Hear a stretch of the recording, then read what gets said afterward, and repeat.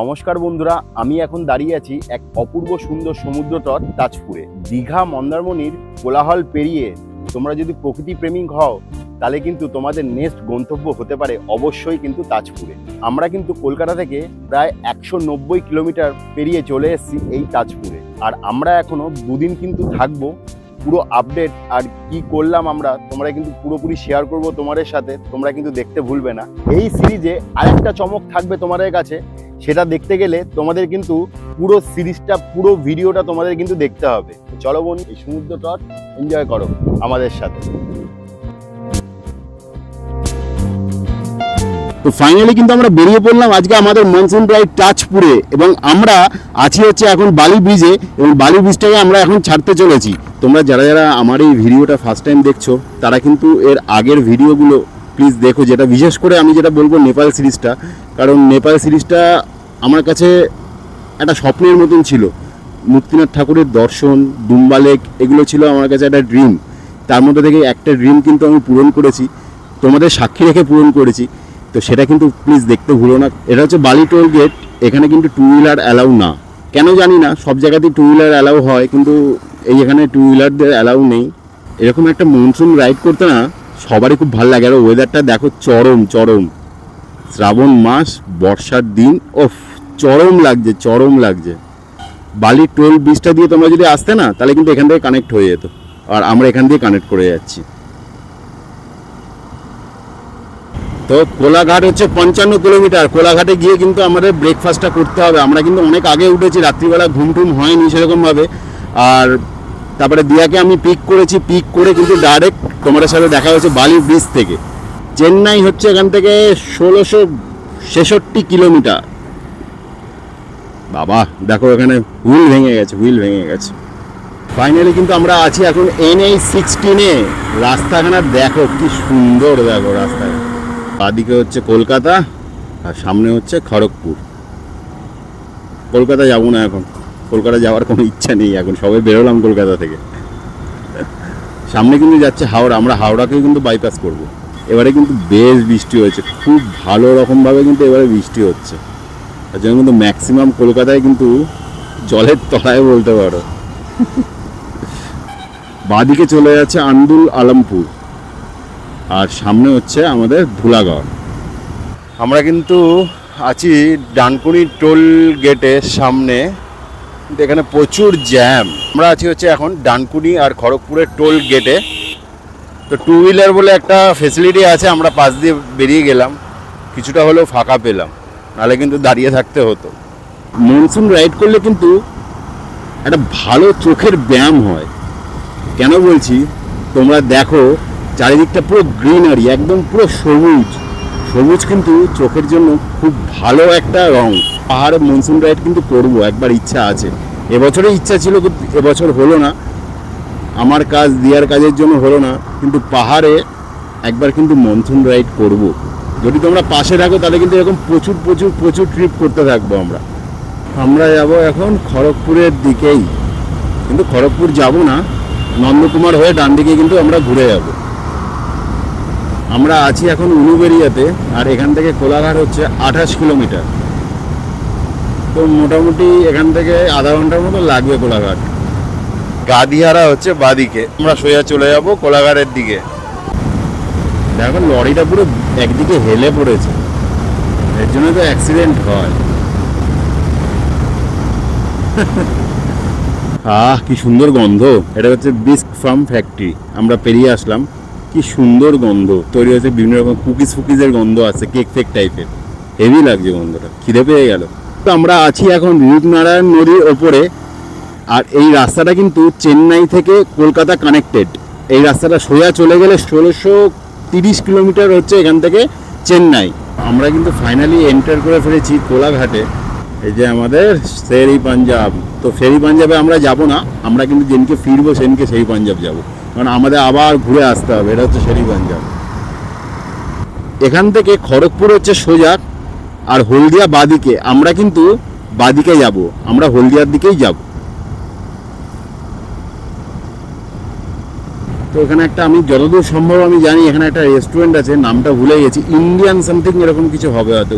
দিয়া আমাকে বললো যে ওইখানেই যাব। তখন আমরা মোটর ব্লগিং করতাম না, এমনি গেছিলাম। বাট এবারে মোটর ব্লগিং করছি এবং তোমাদের সাথে নিয়ে যাচ্ছে, এবং আমরা যা যা করছি তোমাদের কাছে শেয়ার করছি, এটাই হবে হয়তো মোস্ট প্রবাবলি, আমার মনে নেই। তো আমরা কিন্তু এখনো আছি শের বেঙ্গল মেছেদাতে। এখান থেকে দীঘা হচ্ছে মোটামুটি 90 থেকে 100 কিলোমিটার, আর আমরা যাব আজকে তাজপুর। তো এখান থেকে মোটামুটি 85 কিলোমিটার হবে। আর আমাদের বাড়ি থেকে আমরা 80 কিলোমিটার মতন কিন্তু চলে এসেছি। কোলাঘাটে ব্রেকফাস্ট করিনি, এখানে কিন্তু অনেক আগে একবার ব্রেকফাস্ট করেছিলাম, তোমাদের যেটা বলেছিলাম যে আমরা এই হোটেলটা খুঁজে পাচ্ছিলাম যে কোথায় খেয়েছিলাম এক্স্যাক্টলি, অনেক বছর আগে খেয়েছিলাম। তো ফাইনালি কিন্তু আমরা এখানে চলে এসেছি।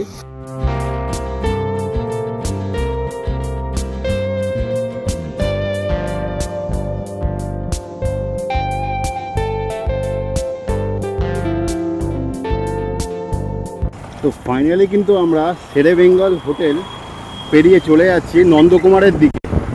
এখান থেকে আমাদের সময় লাগবে মোটামুটি 2 ঘন্টা মতন। এখনও পর্যন্ত আমরা 80 কিলোমিটার চলে এসেছি, আর আমাদের এখনও পর্যন্ত 85 থেকে 90 কিলোমিটার রাইড করতে হবে তাজপুরের জন্য। দেখো তুমি রাস্তায় একবার রাস্তার ভিউটা দেখো। বর্ষাকালে এই পুরো রাস্তাটা পুরো মনে হয় দুপাশটা পুরো গ্রিনারি, পুরো সবুজ একদম মনে হয়, পুরো বৃষ্টি হওয়ার জন্য আর নতুন গাছপালার পাতাও জন্মায় এই সময়, আর পুরো এত গ্রিনারি লাগে না, আমার বর্ষাকালে রাইড করতে খুব ভালো লাগে। এখান থেকে নন্দকুমার কিন্তু 10 কিলোমিটার, আর হলদিয়া হচ্ছে 40 কিলোমিটার। হলদিয়া হচ্ছে সোজা, নন্দকুমার হচ্ছে ডান দিকে, আমরা ডান দিকে চলে যাব। রাস্তাগুলো ফিল করো বন্ধুরা, তোমার রাস্তাগুলো ফিল করো।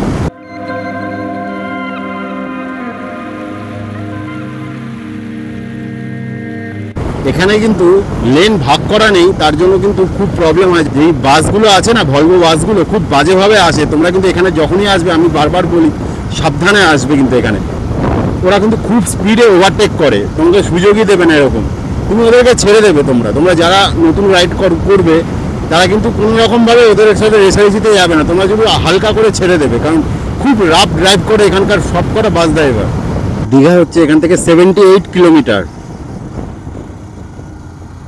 তো এটা কিন্তু চণ্ডীপুরের রাস্তা, এখানে কিন্তু বাইপাস হয়ে যাচ্ছে, কারণ চণ্ডীপুরে আমাদের কিন্তু ঢুকতে হচ্ছে না, আমাদের এই যে ব্রিজগুলো ইন্টার কানেক্টেড হয়ে গেছে। দেখো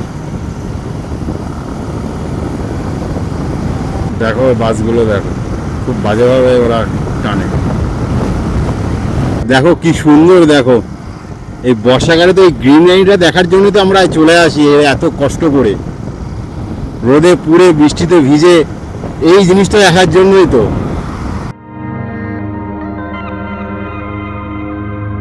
আবার বলছি, যেখানেই অরুণ আইসক্রিম সেখানেই হচ্ছে দিয়া বাটারস্কচ, অরুণ আইসক্রিমের বাটারস্কচ আর আইসক্রিম স্যান্ডউইচ। দেখে কোনোদিনও অরুণ আইসক্রিম যদি ট্রাই করো বা কোটা যদি পাওয়া যায়, তাহলে অরুণ আইসক্রিম যে কোনো আইসক্রিম খাবে। আর বিশেষ করে আমার এটা ফেভারিট হচ্ছে আইসক্রিম স্যান্ডউইচ, আমার ফেভারিট, অসাম লাগে। তোমরা যদি কোনোদিনও কোথাও পাও অরুণ আইসক্রিম, তো এটা যদি থাকে ট্রাই করো। কি লাগছে দেখো,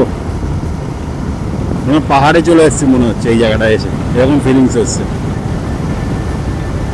দুদিকে ঝাউ জঙ্গল যদি থাকতো, সামনে পাহাড়, সেরা লাগতো। আর ওয়েদারটা যদি একটুখানি ঠান্ডা ঠান্ডা থাকতো। ও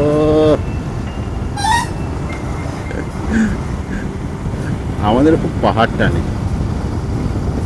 না, আমরা সমুদ্রও ভালো লাগে, অবশ্যই সমুদ্র ভালো লাগে। আমরা পাহাড় বলো বা সমুদ্র বলো, আমরা আসি কেন, একটু শান্তির খোঁজে, যাতে একটু শান্তি পাই। কি করছো কাকা? ফাইনালি লেখা আছে তাজপুর কিন্তু বাদিকে, আমাদের দীঘা সোজা। এটা দেখছো বালিশাই তাজপুর মোড়, বাস কিন্তু এখানে স্টপ করে, আর এখান থেকে তোমরা অটো বা টোটো ভাড়া করে কিন্তু তোমরা তাজপুরে চলে যেতে পারো। তাজপুরে আসলে একটা আলাদা ফিলিংস আছে, এইসব শান্ত জায়গায় গ্রিনারি, ও সেরা সেরা লাগছে। দেখো দেখো কি লাগছে, দেখো পুরো চারিদিকে ভিউটা দেখো। ও সোজা কিন্তু শঙ্করপুর চলে যাচ্ছে, আমরা চলে যাব বাদিকে। দিয়া একটা রিসর্টের খোঁজ পেয়েছে, মানে নেটে ঘেটে দেখেছে, এবার জানি না ওটা ফুল আছে কি না। তো আমাদের বাদিকে যেতে হবে তো, ঠিক আছে। সোজা হচ্ছে তাজপুর, সোজা হচ্ছে শঙ্করপুর, আর আমরা চলে যাব বাদিকে। দিয়া বলছে যে এই খোঁজ পেয়েছে সেটা নাকি একদম বিচের সামনে, 3-4 মিনিট ওয়াকিং ডিস্টেন্স। তো ওখানে একবার দেখি যে আজকে বুক আছে কিনা, আজকে শনিবার, আজকে ম্যাক্সিমাম হোটেল কিন্তু বুক থাকে। তো তোমাদের যখন আমরা ঢুকেছিলাম না, তখন কিন্তু আমি আমাদের রুমের বাইরেটা কিন্তু দেখাইনি, আর রুমের ভেতরটাও দেখাইনি। রুমের ভেতরটা আমি পরে দেখাবো। আমরা হচ্ছে আমাদের বাইক, এটা হচ্ছে আমাদের বাইক যেটা করে আমরা এসেছি অ্যাজ ইউজুয়াল।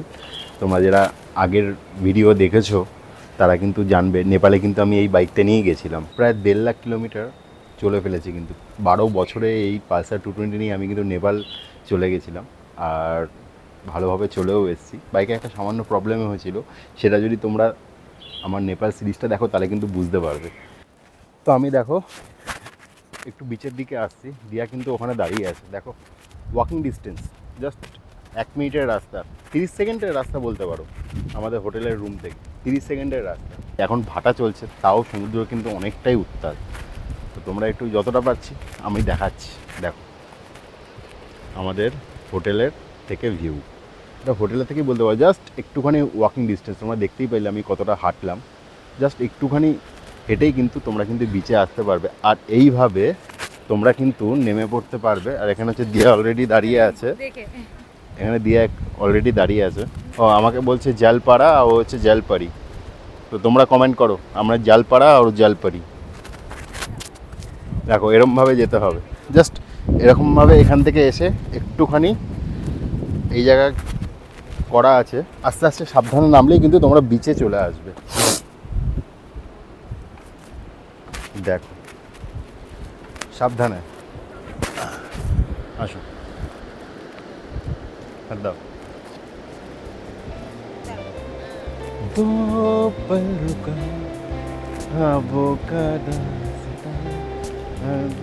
কি জানি আর हम चलती तुम कहाँ हम कहाँ।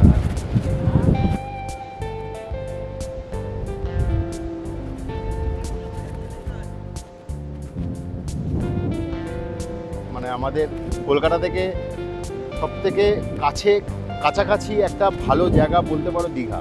তো তারপরে আস্তে আস্তে যখন ভিড় বাড়তে থাকে তখন কিন্তু তাজপুর, শঙ্করপুর, মন্দারমণি এই জায়গা বিচগুলো কিন্তু গড়ে উঠতে থাকে।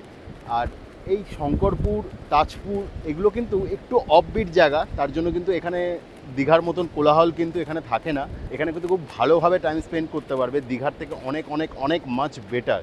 মানে দীঘার মতন এখানে ক্রাউড নেই, খুব শান্ত। যারা শান্ত ভালোবাসে, সমুদ্রটাকে উপভোগ করতে ভালোবাসে, তারা কিন্তু এখানে অবশ্যই আসবে। দেখো সব কটা ফ্যামিলিতেই সবার লাইফে কিছু না কিছু প্রবলেম থেকে থাকে।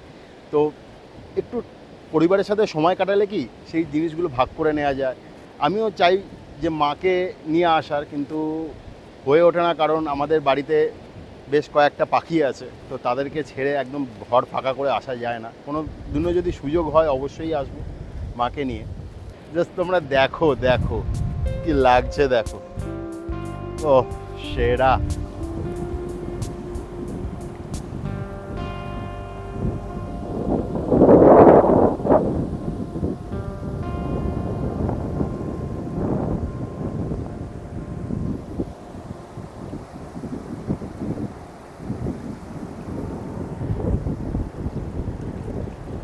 এখানে দেখো অনেকেই কিন্তু এখানে খাবার দাবার খেয়েছে আর ফেলে রেখে দিয়েছে। তো একটাই বলবো, তোমরা পাহাড় বলো সমুদ্র বলো, তোমরা কিন্তু নোংরা করো না। এটা হচ্ছে একটা প্রকৃতির দান বলতে পারো।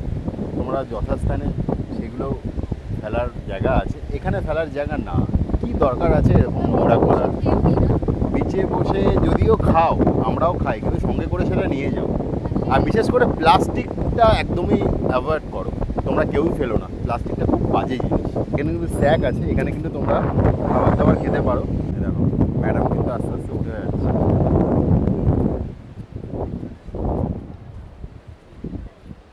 সবারই ইকুয়ালি ইনকাম হওয়া দরকার। এখানে দেখলাম ফাঁকা, ওর জন্য আমরা কিন্তু এইখানটা চুজ করলাম, জানি না কেমন হবে। তো আমরা তাজপুর বিচে গিয়ে একটু মজা করে চলে এলাম আবার নিজেদের স্যাকে, যেখানে আমরা বসেছিলাম। আর সেখানে আমরা অর্ডার দিয়েছি দেশি মুরগির কষা মাংস। তোমরা একটু দেখে নাও যে এরা কেমন করেছে। স্বাদটা তো অ্যাকচুয়ালি আমরা খেয়ে নিয়েছি, ঠিক আছে। মানে আমরা রেজিস্ট আমরা করতে পারিনি। আমরা টেস্ট করে নিয়েছি। টেস্ট করে নিয়েছি, দারুণ খেতে, কিন্তু দারুণ। তোমরা একটু চেহারাটাও দেখে নাও কেমন। ও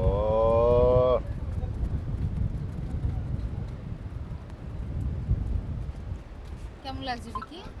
awesome awesome awesome, just wow লাগছে, ওয়াও লাগছে।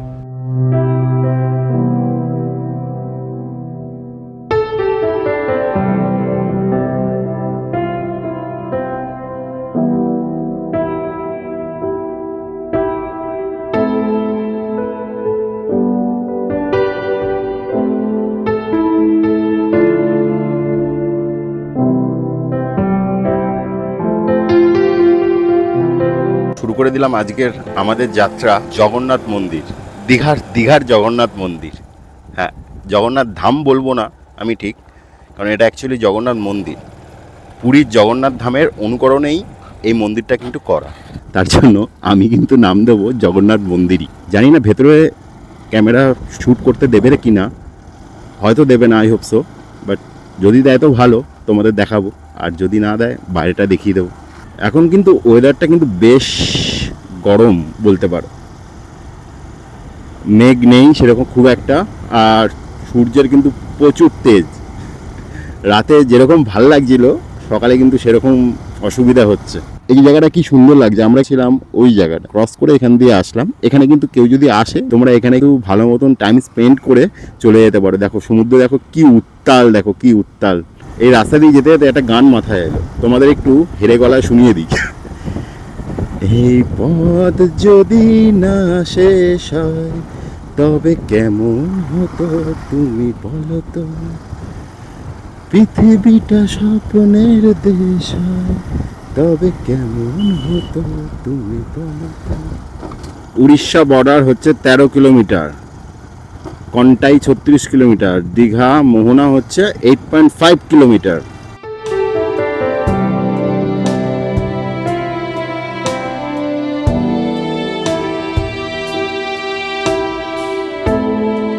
দীঘাতে কিন্তু আমরা এন্টার করে ফেললাম already. Thank you Digha, visit again. আমরা এখন ডান দিকে যেতে হবে, পুরীর মন্দিরে যাব আমাদের এখন ডান দিকে। এখানে একটু আগে দেখাচ্ছিল বাঁদিকে হচ্ছে নিউ দীঘা চলে যাচ্ছে। এই জগন্নাথ মন্দিরটা কিন্তু দীঘার ওল্ড দীঘাতে আছে। এই মেঘলা দিনে একলা ঘরে থাকে না তো মন, কাছে যাব কবে পাবো ওগো তোমার নিমন্ত্রণ। এই গানটা কিন্তু জাস্টিস আজকের জন্য। আমরা কিন্তু এরকমভাবে ঘুরতেই চাই, এরকমভাবেই তোমাদের সাথে রেখে তোমাদের সাথে নিয়ে কিন্তু আমরা অনেক জায়গায়, বিভিন্ন জায়গায় কিন্তু ঘুরতে চাই। তো সেটা করতে গেলে তোমাদের কিন্তু পাশে থাকতে হবে, আর লাইক কমেন্ট সাবস্ক্রাইব কিন্তু করতে হবে। আর দেখাচ্ছে এখানে 800 মিটার, ওই 4 মিনিট মতো লাগবে দেখাচ্ছে। সামনেই চলে এসেছি, কিন্তু দীঘার মন্দিরের সামনে চলে এসেছি। দেখো দীঘার মন্দিরটা।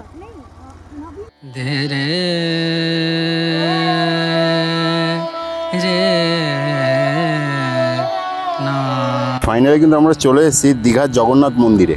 দিয়া যাচ্ছে আগে আগে, আমি যাচ্ছি পিছে পিছে। অ্যাকশন ক্যামেরা আমি রেখে দিয়েছি, আমাদের কিন্তু ক্যামেরা নিয়ে ঢোকা অ্যালাউ আছে। জানি না ক্যামেরা আবার সামনে রেখে দেবে নাকি। আমরা 6 নম্বর গেট দিয়ে ঢুকছি। বলো সবাই মিলে জয় জগন্নাথ। দিয়া জয় জগন্নাথ। জয় জগন্নাথ। আরে বাবারে কি গরম! এই কার্পেট দিয়ে হাঁটো, কার্পেট দিয়ে হাঁটো। এইটা বেশি গরম, প্রচুর গরম, মার্বেল তো গরম হয়ে যাবে। এই যে দেখো এরকম সুন্দর ঘোরার জায়গা আছে, এখানে বসতে পারো তোমরা।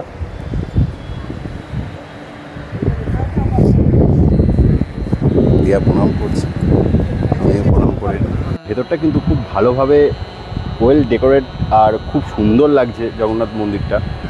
জগন্নাথ মন্দিরটা একবার দর্শন করে যেও, ভাল লাগবে, খুব সুন্দর করেছে।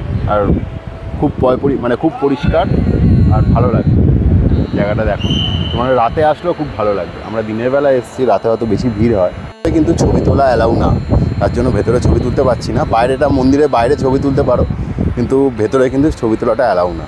দিয়া কেমন লাগছে তোমার? খুব শান্ত জায়গা। হ্যাঁ খুব খুব শান্ত জায়গা, খুব ভালো লাগছে। খুব ভালো লাগছে। যদি সন্ধ্যেবেলার দিকে, রাতের দিকে বা বিকালের দিকে আসা যায় না, আরো ভালো লাগবে। যদি ভালো লাগে আবার আসবে। যে বৃষ্টি টিষ্টি একটু হবে, কারণ ওরকমই ওয়েদারে দেখাচ্ছিল 80%, কিন্তু কিছুই হলো না। প্রচন্ড মুখ হাত সব মানে ট্যান করে অবস্থা খারাপ। দিয়া বলছে দিয়া পুরো কালো হয়ে গেছে।